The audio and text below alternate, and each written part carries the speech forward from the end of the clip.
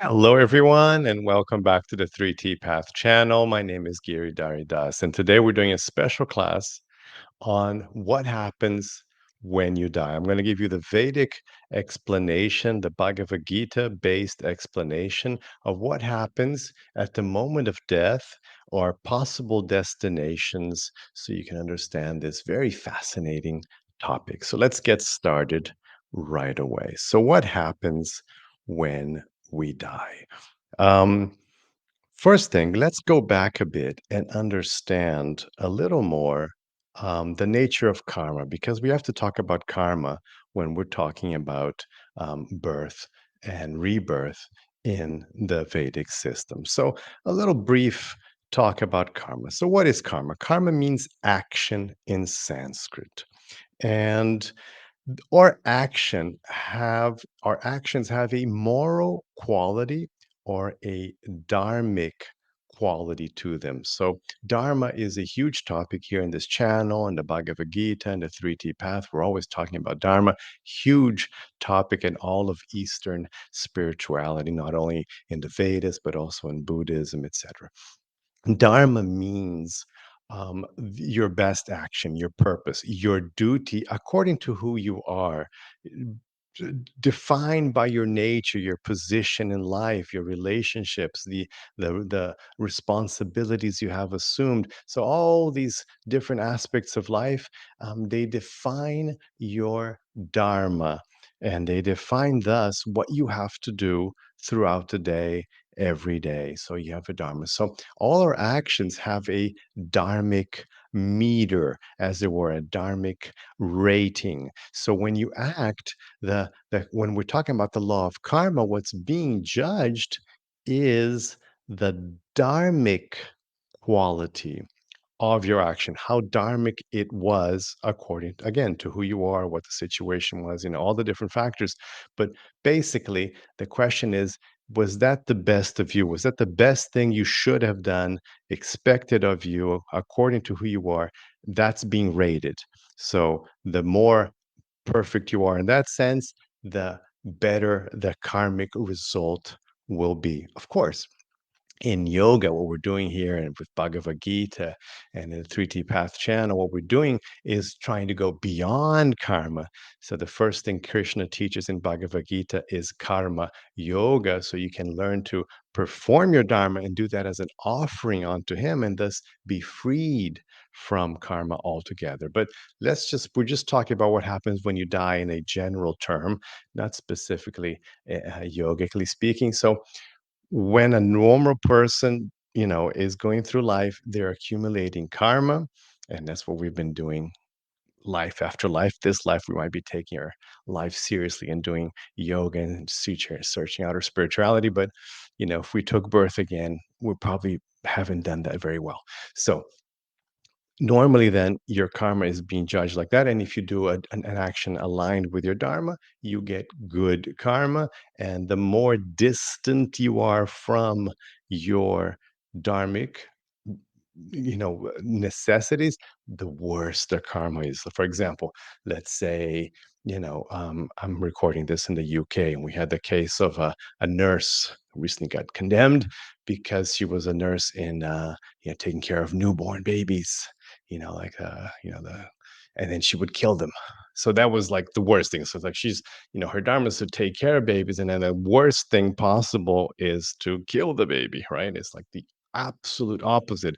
When a policeman, instead of helping, he rapes. We also had these cases in the UK, unfortunately, like all over the world, of course. But, so you have like a policeman who's there to defend the citizen, but instead he's the one committing like the worst crime. So that's like the opposite of dharma. So that's like very bad karma. So anyway, so it goes from like, obviously from very good to very bad karma you can get according to the dharmic quality of your actions. Now, these actions then create a reaction in the form of situations, facts, and events in our lives according to the dharmic quality. And the objective is to educate us, to raise us to the level of moral excellence, of dharmic excellence. Okay, so that is karma in a little nutshell. So then the law of karma is God's perfect and infallible justice system as well, but it's not divine punishment. It's an educational system meant to raise you to the standard of understanding Dharma, focusing on purpose, because that's going to be the stepping stone to spirituality, to Bhagavad Gita practice, etc. Okay, so let's continue now with our presentation. So it's very important to understand now. Um, okay, so we spoke about karma, but what's who's carrying the karma? I mean, where what we talk. So now we have to talk about the nature of the self. So it's the soul that carries the karma, okay? And specifically, we're going to get into that, the subtle body. But of course, so it's the person who carries the karma, and it's carried from one to another, and actions in one life may only fructify many lives later. So this is an interesting concept, a very important concept to understand, because we look around and we see some bad people who are living well and have wealth, and and they keep going on. I mean, we have many famous world leaders like that who are clearly very evil, but they still detain all this immense wealth and power, and they seem to go on living into ripe old age. You're like, what is going on with this law of karma? Is it broken? No.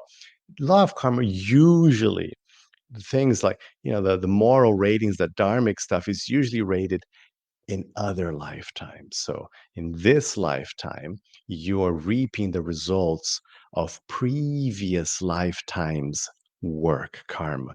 Previous lifetimes actions are being, you're living them out in this life. Of course, the very birth you took, the body you have, the family you were born into, the qualifications of your body, intelligence, beauty, whatever, all these things, and of course, all the major events of your life and how much influence you have and talent and all these things, of course, they were predetermined. These things, they happen in another life, obviously, because in this life you already got them.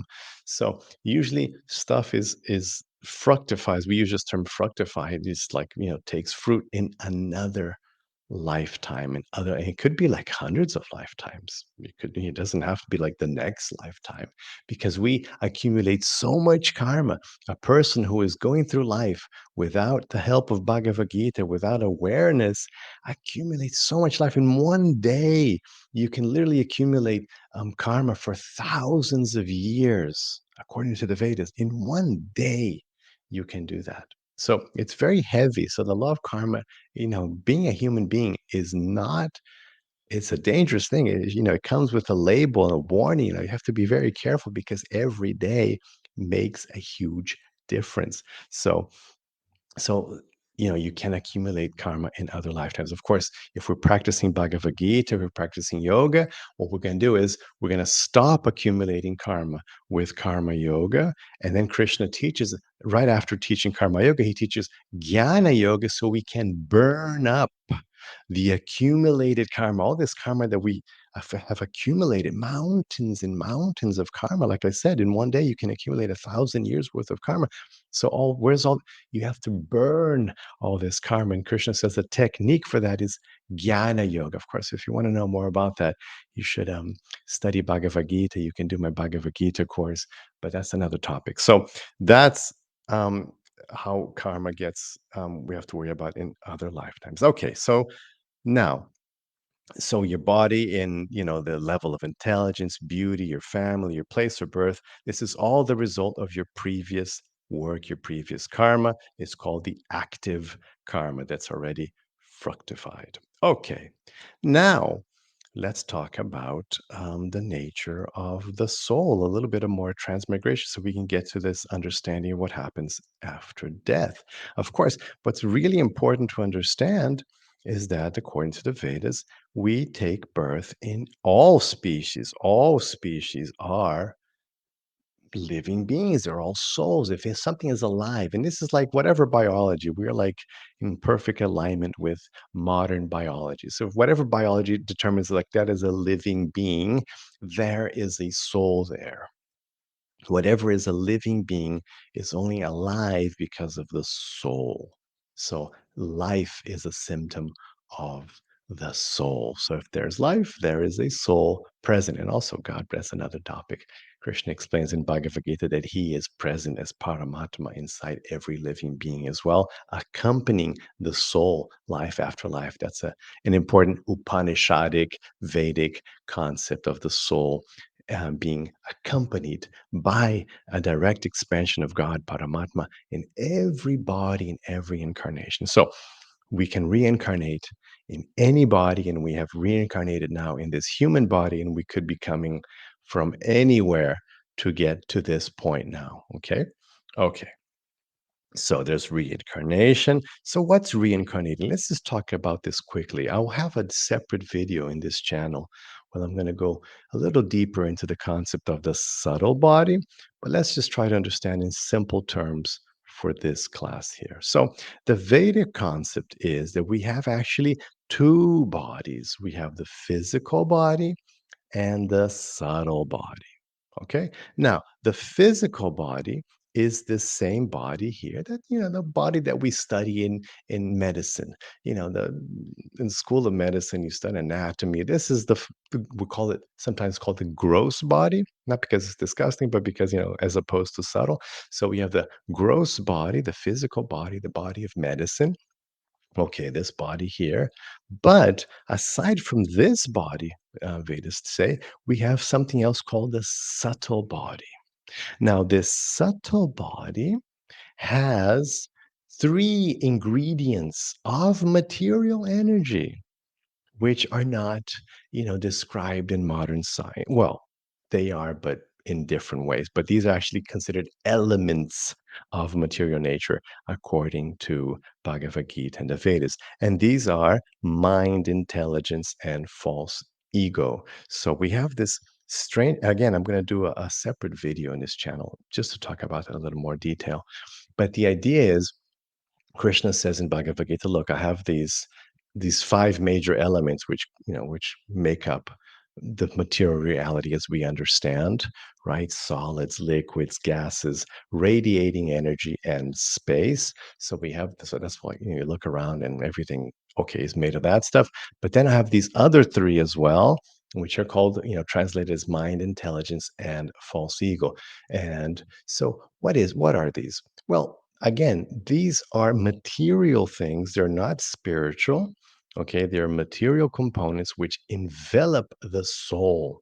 So the mind is this reflective thing that where the thoughts come through, where the emotions are experienced, and often described as a mirror because you can direct your mind to different things and it will reflect whatever it's being directed at. And of course, in yoga, we're going to direct that mind towards us so we can see ourselves. And that's how you work on your spirituality. You can see yourself, the soul, through the mind when it's reflected towards the soul. And you can see God when you reflect the mind towards God. And of course, you see. So, anyway, so the mind is this thing we use to experience things and see things, and we can direct it at will. At least we can work on having the will to direct it where we want it.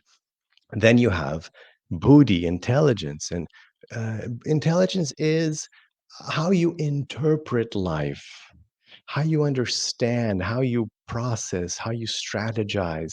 It's more like the world view of life. You see life and you have an explanation for it. Something happens and oh, this is because of this is that. So that is the function of buddhi, to analyze, to strategize, to have a worldview, to prioritize. These are things of buddhi. And of course, again, in yoga, we're taking this buddhi and we're taking this buddhi sounds funny. We're taking, I just say, we're taking intelligence and we are we prioritizing it and a spiritual outlook using the spiritual knowledge to understand things in a spiritual dimension as well. So, anyway, so that's intelligence. And then finally, what's translated as false ego is the word ahankar. And ahankar is a very important concept. It's what defines us. Is ahankar is your identification. Who am I? So, like, okay, oh, I am a male, human in this family, blah, blah, blah. So all these things you have, that is your, why is it called false ego? Ego means I in Greek. So why is it the false identification? Because that's not who I am eternally. That's not like the eternal me. That's just a temporary, material, illusory covering of the real me who's an eternal soul. So that's what's called the ahankar. So anyway, we don't have to get too deep into that in this class, but the idea is then, so the soul is covered by the subtle body, which is then inside a material body. So now we can finally get to dying. So you've been waiting to die, and now we can finally die. So, what are the things that can happen after we die? So, okay, so the gross body. So, when we say die, we mean, of course, the physical body is no longer functioning. It doesn't work anymore. It's gone, whatever. It doesn't work anymore. So then what happens? The soul doesn't just leave because the soul can't exist in the material world without an interface, without a mechanism, which in this case is the subtle body. You can't have a soul just running around here. It doesn't work. Just like as you can't have yourself inside a digital system, inside your phone, your tablet, your computer, without an interface, without a mouse, a screen, or whatever, your virtual reality goggles. You can't be in the digital world without a special interface, which allows you, a human biological being, to be able to act in the digital world. You need an interface for that, right? And that's what we have with the body. The subtle bodies are interface to be in the material world. Okay, so the gross body dies, the subtle body leaves. Now, so what are the destinations? So let's go back to what happens when we die. Now, the only way where your subtle body can leave and be destroyed as well, and your soul can go, is if you attain the supreme destination of having, going back home, back to God. You've obtained self realization. You've spent your life very well as a human being. You've dedicated yourself to yoga, and now you never again take birth in the material world. You're free from karma. Of course, that is the objective of what we're doing here in this channel of Bhagavad-gita. That's where, that's the invitation Krishna is giving you, and all the other avatars too. So the invitation is use this human life well, so then you can break finally the bonds of material nature, of birth and death. So that is a supreme goal. So then that way you do break free from your subtle body. You're gone. You're no longer in any contact with the material energy. It's called the gunas, but that's not a thing you have to know now. So the gunas, the material modes of nature, you're gone, you're beyond that city, you've transcended, done. You've done your time. Now you're out of jail. Okay, so that's the supreme destination, which I hope all of you will seek in this life. But back to the normal people who haven't dedicated their lives to yoga. So, what's the second best thing that can happen? Now, if you've got lots of good karma, okay, you've been a very dharmic person, you're a good person, you're doing all your dharmic stuff, so then you accumulate lots of good karma, you get to go to Swarga. You get to go to the celestial realms. So, these celestial realms, this is Of course, in India, everybody knows about these things, but in the West, it's a bit of a weird concept. So the idea is that, well, there's obviously this isn't the only habitable place in the entire universe. And the idea from the Vedic cosmology explains us that there are other types of beings in the universe, and some of them are responsible for helping with the administration of the cosmos. These are nature gods. So you have the god of sun and moon and oceans, et cetera, et cetera, et cetera. So you have these nature gods. We also call them demigods, but in the Vedas, they're just called devas, just gods with a small g, as it were. So these devas, they have their places. They have the places they live, of course, because of Marvel. We all know about, Asgard, so is that's the same idea. You have like an Asgard, a beautiful place, wonderful place. So there's just different places in the universe. Again, they're just material places. They're not the spiritual realm. They're not God's kingdom. No, they're within the universe. It's an incarnation you get, but they're really nice. They're super nice. So the Vedas say, it's like 10,000 times nicer than Earth.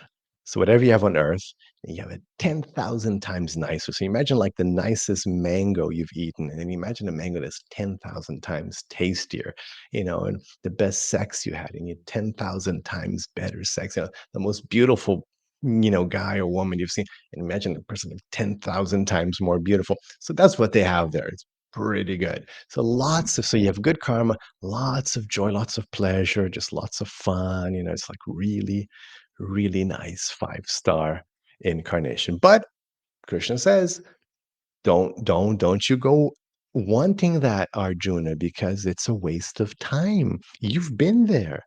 And then you just go there and you spend all your karma, and then you have to take birth again on earth. So you're back here again. I mean, maybe you're watching this and you're the person you were just there and you're back here again. Bummer, right? I mean, you're back here again, like, and then what now? Back to square one. So, it was nice, but you forgot about it already. It's gone. It's like taking a really nice vacation and then you have to go back to the grind, and maybe it's better instead of just blowing all your money on this super luxurious vacation, maybe you could figure out a way to, not have to come back to the grind, to live in peace and live well. Anyway, so that's the idea of the celestial realms. Okay. Now, if you don't have that much good karma, you can come back here. You take another birth as a human. You could have to, not too much bad karma, not too much good karma, and you're back here. You have a new chance to do better, but you have to be careful not to waste your opportunity again. So, you could just take rebirth here. Not bad. I mean, here we are, right? We're not complaining. It's a very rare, special birth to be a human. It's wonderful because you can seek out self-realization. That's the only reason why it's good. If you're not using a human birth to become spiritualized, then you're just suffering more than even animals, because animals, have a type of mind which allows them to deal with suffering much better than humans. So that's an opportunity to try again. So wherever you are, if you're in a human birth, you should certainly try harder to become spiritualized. Okay, now it gets a little darker.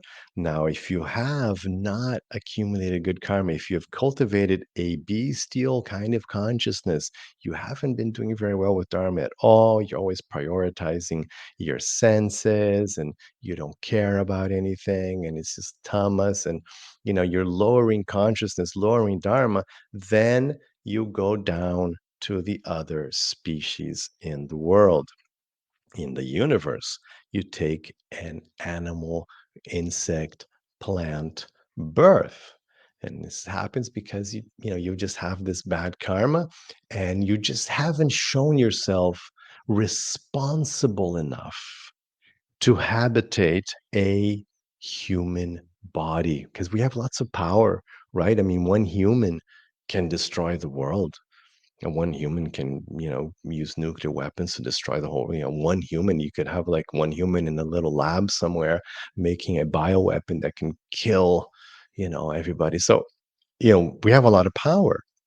So if you haven't shown that you're responsible enough, it's like, if you do uh, drink driving, you're drunk and you hurt, but what do you do? They take away your driver's license. No, you don't have enough responsibility to have the power to drive anymore. So we're revoking that freedom you had of being able to get a car. Or if you're, a criminal, they put you in prison in a little jail because, look, you have to be kept in a special little jail because you don't have the responsibility to be at large, right? So the same thing happens. We take to a lower birth, an animal species, because we haven't shown enough responsibility in having more freedom.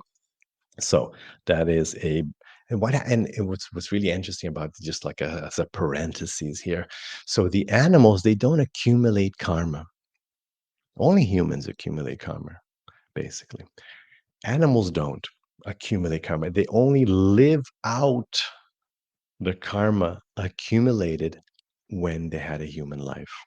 So what happens is you when you go down to a lower species, you're just burning out the bad karma, the karma you've or the good and bad. You're burning karma accumulated in a previous human life, and you automatically go changing bodies until you take another human birth. So it's just like an automatic process.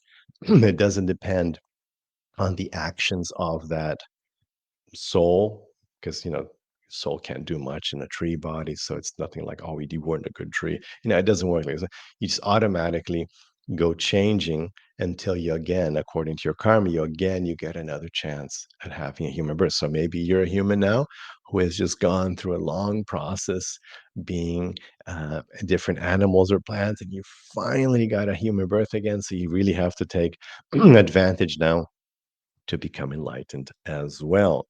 Okay, now it gets even weirder. What could happen are two unpleasant detours. These aren't destinations in the sense of a full incarnation, but these are detours. So you have the concept of hell. So, yes, there is the concept of hell in the Vedas.